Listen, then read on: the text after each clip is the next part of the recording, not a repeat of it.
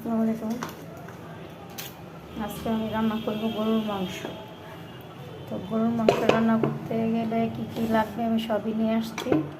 তো এখানে আছে আমার নিজের হাতের মশলা বানানো, গোলমরিচ, জিরা, তারপরে এলাচ, তারপরে এগুলো শুকনো মরিচ 4-5টা, এগুলো দিয়ে আমি ব্লেন্ডার করেছি। এগুলো সব আমার হাতে বানানো মশলা।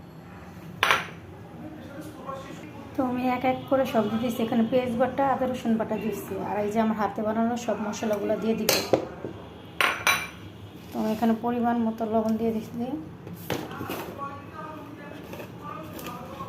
হলুদ দিন লবণ একটু দিব, একটু মরিচের গুঁড়ো দিব,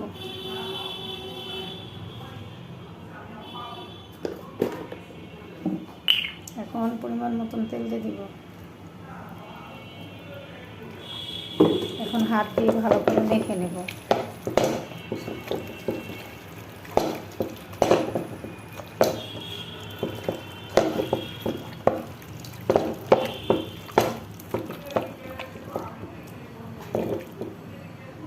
তো আমার মাখা শেষ, চুলায় বসে দিব।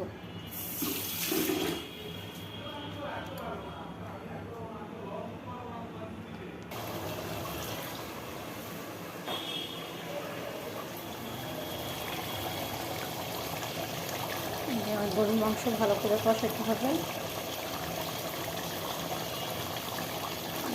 কালার এটা কষাতে হবে গরুর মাংস। দেখতেই পারতেছেন আমার সুন্দর কালার এসে গেছে। আরও কষাবো আমি এটা। আর ডাটা দিয়ে গরুর মাংস রান্না করবো। আর আমি ভুলে ডাটাগুলো কেটে ফেলছিলাম, মাছ দিয়ে রান্না করবো। এখন শুনি যে না, ডাটা দিয়ে গরুর মাংস রান্না করবো। সব কাটার পরে একটা বাকি ছিল, তারপরে এটা এরকম করে কাটছি। তো সমস্যা নেই, কী সেটা এটা দিয়ে গরুর মাংস রান্না করবো। আর এই ডাটাগুলো কুমিল্লার থেকে আনা, যেই সুন্দর গ্রাম বেরিয়েছে মাংসের তরকারি দিয়ে। হাতে বানানো মশলাই মেজি দিয়ে আলাদা আছে।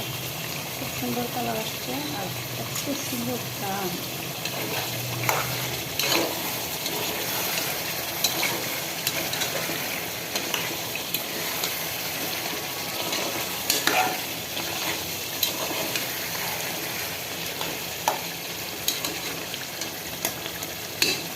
এটাকে আমি আরও কষাতে তারপরে সিদ্ধ হয়ে যাবে তখন ডাটাগুলো দিই।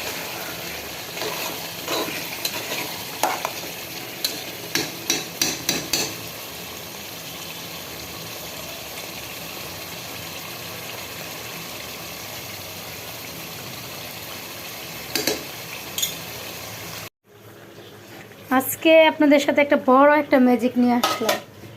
এটা হলো মার হাতের পোলাও রান্না। দেখছেন মাশাআল্লাহ কত সুন্দর হয়েছে। এত বড় একটা পাতিলায় মা পোলাও রান্না করছে। মার পোলাও রান্নার মজাই আলাদা। আর মার হাতের খাবার খুব মজা, আমার আম্মুর হাতের খাবার খুবই মজা। দেখছেন খুব সুন্দর হয়েছে পোলাওটা, রান্না করাটা। আমি এত সুন্দর পারি না, আমার মার হাতের রান্না খুব মজা। মা রান্না করছে পোলাও আর আমি রান্না করছি গরুর মাংস। খুব মজা হবে তাহলে, ঠিক না? মা পোলাও রান্না করছে আর আমি ডাটা দিয়ে গরুর মাংস রান্না করছি। খুব মজা হবে না বলেন? আজকে এই পর্যন্ত শেষ করলাম। ভালো থাকবেন আশা করি। রান্না বান্না শেষ করে আমি কি করি, স্যাভলন দিয়ে মুছে দিই রান্নাঘর। কেন না, আম কাঁঠালের সিজন, মাছি একদম ভ্যান করে। এই জন্য যে আমি যে ডেটল দিয়ে রান্না শেষ করলে এগুলো মুছে দিই। মানে মাছি ভ্যান করলে কীরকম লাগে না বলে? আমি সুন্দর করে এই যে মাছি ভেবেন স্যাভলন দিয়ে, এই যে আশেপাশে সব মুছে দিচ্ছি।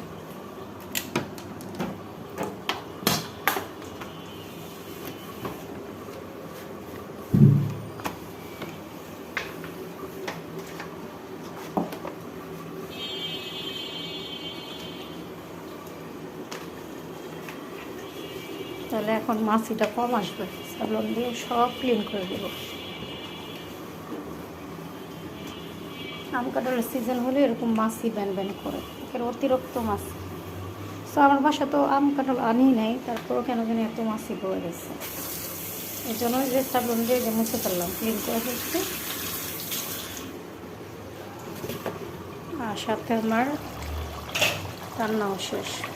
তো আমি তো রান্না করেছিলাম, এই যে আবার গরু মাংস রান্না করা ডান ডাটা দিয়ে। ডাটাও সিদ্ধ হয়ে গেছে,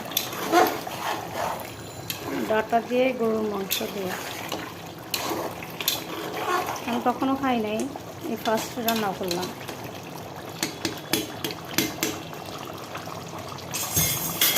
তো আমার রান্নার ডান কেমন হয়েছে আশা করি আমার ভিডিও ভালো লাগলে লাইক শেয়ার কমেন্ট করে দিবেন। আজকে পর্যন্ত শেষ করলাম, সাথে আমার ভাত রান্না করাও শেষ। বাই বাই, ভালো থাকবেন।